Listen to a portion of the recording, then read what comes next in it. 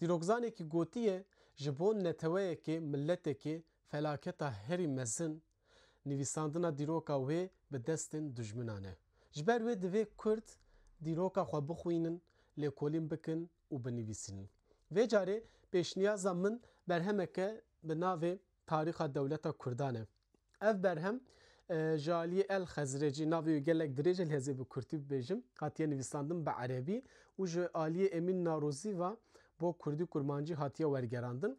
Ev berhem zêdetirî 700 sal berê hatiye nivîsandin. Niha nusxeyeka vê berhemê bi erebî li Pirtûxaneya Silêmaniyê ya Stenbolê heye xwe ev jî ji wê nusxeyê hatiye wergerandin.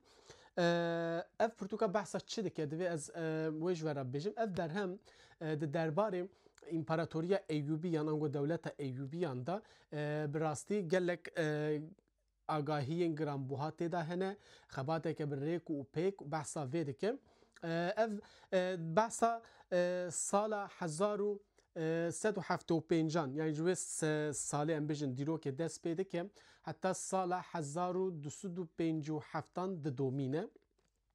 İja çima 1375 ber ku di sala 1374 da Nurettin Zengî dimire piştî mirina wê êdî destpêka bêjin desthilatdariya İmparatoriya Eyyûbiyan e.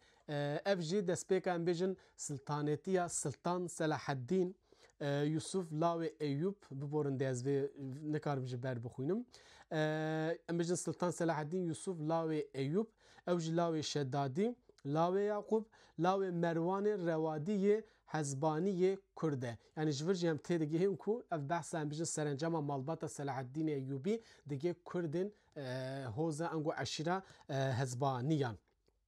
Wekî me got bi Kurtî ev berhem behsa 84 salên Dewleta Eyyûbiyan dike. Yani behsa dîroka vê dewletekê dike. Piştî Selaheddîn jî ka em bêjin bav û biraderên wî jî çawa bi rêva birine vê serencamê ji me re radixe berçev. Ji ber wê bi rastî jî ez dikarim bêjim yani berhemeke gelek muhîm e û di vê qada xwe da jî berhemeke gelek kevne.